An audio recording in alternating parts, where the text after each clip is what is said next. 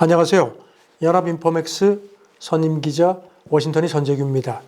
2022년 3월 4일 금요일입니다.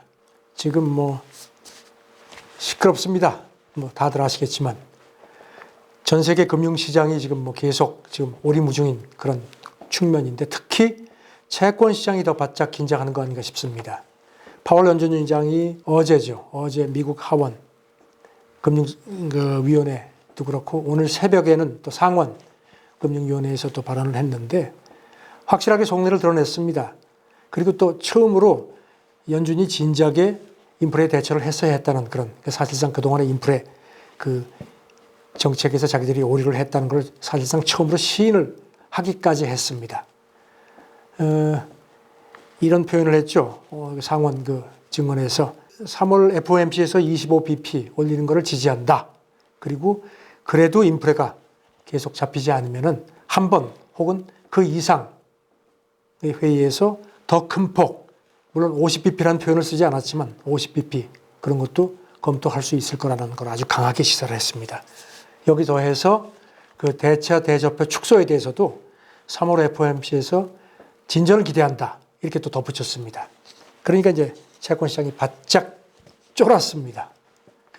하원 증언 나온 당일 미국 국채 2년물, 이거는 이제 특히 통화정책 변화에 민감한데요. 수익률이 근 20bp나 뛰었습니다. 그래서 1.54%. 지금 아무래도 채권 투자자들이 파월의 속내를 저게 확실하구나 인식했기 때문인 것 같습니다. 이런 가운데 유동성 블랙홀 얘기도 나옵니다. 지금 아시다시피 연준의 채권 시장 영향력은 엄청납니다. 인플레 연계 채권 같은 경우는 20% 정도를 미국 인플레 TIPS죠. 20%를 연준이 갖고 있는 걸로 집계가 돼 있고, 그 다음에 미국 국채 같은 경우도 그 비중이 최대한 80%, 그동안에 엄청나게 소화를 해온 겁니다. JP 모건은 연준이 이제 채권 매입에서 물러나게 되는데, 이렇게 되면 이제 올 하반기에 시장이 소화해야 하는 물량이 엄청나게 늘어날 거다. 더군다나 대차 대조표까지 축소가 되는, 이게 조기 축소가 되면은 올 하반기 한 축소 규모가 한 4천억 달러? 그리고 내년에는 1조 달러로 확대될 수 있다는 전망도 했습니다. JP 모간의 제이미 다이먼 CEO는 투자자들이 이런 변동 장세에 더 익숙해져야 한다 하면서 유동성 블랙홀에 대비를 하자. 그래서 안전벨트를 더욱 바짝 조여야 한다고 아주 강하게 권고를 했습니다. 에드워드 존스의 안젤로 쿠르키파스 투자 전략가는요, 미국 경제 지표가 그래도 견고하게 나오고 이런 것들이 약간의 안도감을 주기는 한다. 하지만 여전한 불확실성, 그리고 이제 한편으로는 또 펀더멘털은 사실 탄탄한데 그 사이에서 시장이 계속 줄다리기를 해야 할 거다.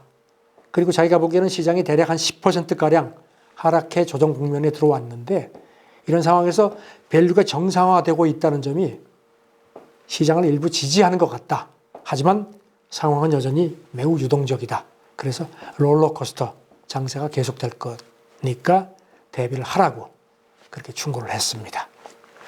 뱅크 오브 아메리카는 미국 증시의 저가 매수가 좀 과다하다. 이렇게 그러면서 아직 저점이 멀었다고 경고를 했습니다. 지난 1월 말하고 2월 말 모두 큰 폭의 갭다운이 나타난 후에 상승 반전이 있었다. 그럼에도 진짜 항복은 아직 안 왔다는 겁니다. 진짜 저점 도달이 멀었는데 그런 걸 시장이 조금 간과한 것 같다고 경고를 했습니다. 안도랠리 가능성도 있지만 안도랠리도 강한 저항에 직면할 거라는 경고도 했습니다. 그러면서 S&P의 전략적 반등이 핵심 저항선인 4,600선 아래에서 정체될 수 있다. 그렇게 되면 향후에 심지어는 한 3,800까지 더 떨어질 위험이 있다고 덧붙였습니다. 오늘 새벽에는 0.5%도 빠졌죠. 4,363.49에 마감됐습니다. 뱅크 오브 아메리카는 NYSE 상장 종목의 90% 이상이 하락해야지 진짜 붕괴가 될 거다. 그렇게 되면 그때쯤이나 주가가 이게 더 긍정적으로 돌아서지 않겠느냐, 아주 상당히 비관적으로 봤습니다. 뱅크 오브 아메리카의 이제 다른 애널리스트 분석인데요. 프라이빗 고객들이 올해 들어서 거의 매주 주식을 순매수해왔다. 그러면서 지금 저가 매수세가 이전에 비해서 이전 하락세에 비해서 훨씬 더 공격적이라고 했습니다. 뱅크 오브 아메리카는 그 우크라이나 사태가 이것도 걱정을 했는데요. 이것 때문에 원자재 인프레가 심화되고 자칫 연준의 정책 오리로 이어지면서 증시 약세 기조를 더 흔들 수 있다고 내다봤습니다. 골드만삭스 지난 1일자 분석인데요. 최근에 그 뮤추얼 펀드 다수가 기술주 같은 성장주를 저가 매수한 걸로 분석을 했습니다. 534개 뮤추얼 펀드 투자 행태를 분석을 했는데 올해 1분기 상당수가 가치주 매도, 성장주 매수 패턴을 보였다는 겁니다. 최근에 그 고성장 기술주 급락에 저가 매수로 대응을 했다는 겁니다. 골드만삭스는 그 뮤추얼 펀드의 올 들어 수익률이 골드만삭스는 이렇게 분석을 했습니다. 뮤추얼 펀드가 올 들어 수익을 냈는데 이게 가치주에서 성장주로 이동했음을 시사한다. 그러면서 연초 고성장주 급락에 따라서 매수세가 유입됐다는 의미라고 분석을 했습니다. 그래서 특히 큰 비중으로 편입된 종목으로 아마존, 알파벳, 넷플릭스를 거명했고요. 그 다음에 코그니전트 테크놀로지 솔루션스하고 글로벌 페이먼트도 편입 비중이 상대적으로 높았다고 평가를 했습니다.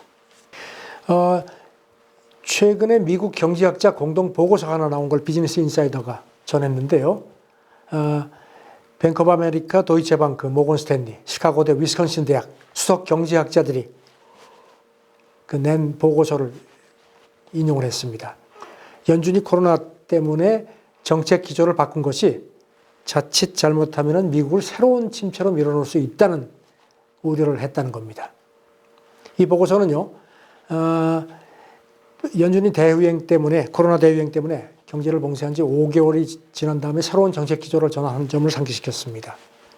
당시에 2% 인플레 목표치하고 완전 고용, 이걸 그동안에 쭉 유지해오던 거를 평균 2% 물가 목표치로 전환을 했죠. 그 다음에 이제 완전 고용도 최대 고용으로 기조를 바꿨는데 이게 이제 영향을 줄 수 있다는 겁니다.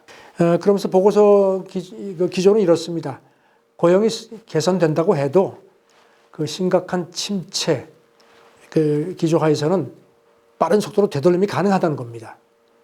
그리고 또 이거 관련해서 연준이 초장기 제로금리 기조가 경기 둔화 때의 정책 도구 동원을 어렵게 만든 점도 상기시켰습니다. 그러면서 경제 활황 시에 인플레를 낮추는 것이 연준으로서는 매우 어려운 절충이 될 거다. 이런 진단도 덧붙였습니다. 보고서는 또 이렇게 봤습니다. 연준이 금리를 낮게 유지해서 고용시장 회복세를 지탱할 수는 있다. 하지만 이렇게 되면 연준이 지속적인 오버슈팅 리스크를 감수해야 한다는 겁니다. 그러면서 연준이 경기를 너무 오랫동안 달아오르게 방치한 게 결국 스스로의 족쇄를 채웠다는 분석을 했습니다. 아까도 말씀드렸지만 파월이 처음으로 조금 일찍 움직였어야 된다는 점을 공개적으로 인정을 했는데요. 이것 때문에 그래서 이제 이 보고서는요. 이것 때문에 연준이 불평등 심화를 그냥 놔두든가 앞으로 몇 년 정도 높은 인플레를 감수하든지 할 수밖에 없을 텐데 어떤 경우에도 정책적인 리스크는 클 수밖에 없다고 또 지적을 했습니다.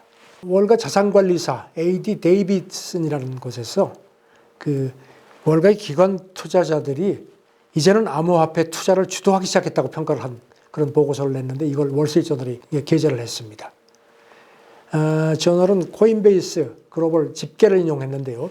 기관 고객들이 지난해 암호화폐 1조 1,400억 달러어치를 거래를 했다. 이렇게 분석을 했는데 이게 2020년에 비해서 한 10배 이상, 근 10배 정도 늘어난 걸로 비교를 했고요. 특히 지난해 같은 경우에 개인 고객의 암호화폐 투자에 비해서 이게 2배가 넘는 걸로 비교를 했습니다. 이 보고서는 물론 개인이 여전히 암호화폐 시장에서 활발하게 움직이고는 있다. 하지만 이제는 헤지펀드하고 투자자문사, 기업도 적극적이라는 겁니다.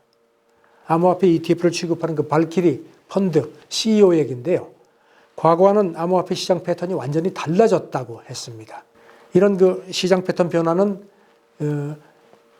스트리트 그 설문조사에서도 뒷받침이 됐는데요. 조사에서 기관 투자자의 80% 정도 암호화폐에 투자할 수 있다고 응답을 한 걸로 되어 있습니다. 특히 자산 운용 규모가 5천억 달러가 넘는 대형 펀드 같은 경우가 더 적극적인 걸로 그렇게 분석을 했습니다.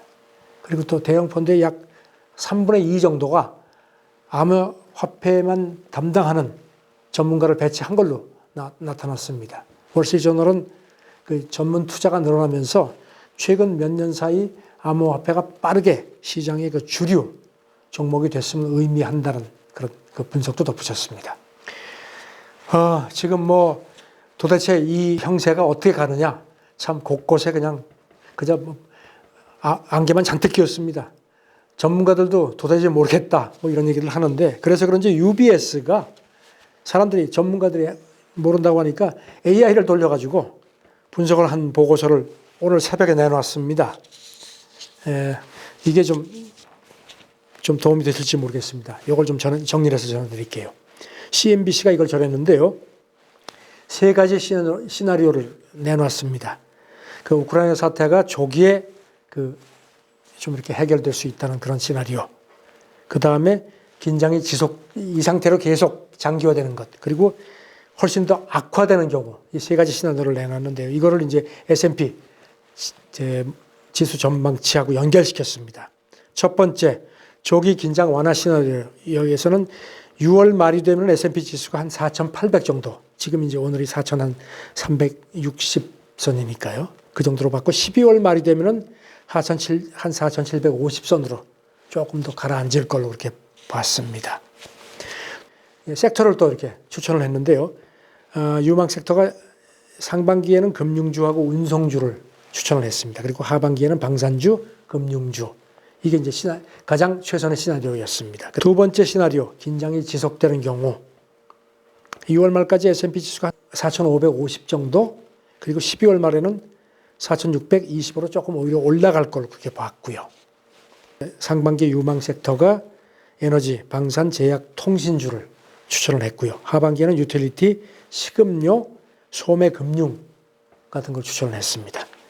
그 다음에 이제 가장 최악 시나리오, 긴장이 더 악화되는 경우 6월 말까지 S&P 지수가 한 3,750까지 뚝 떨어질 걸로 봤습니다. 그러다가 12월 말에는 4,300으로 조금 반등할 걸로 봤는데요.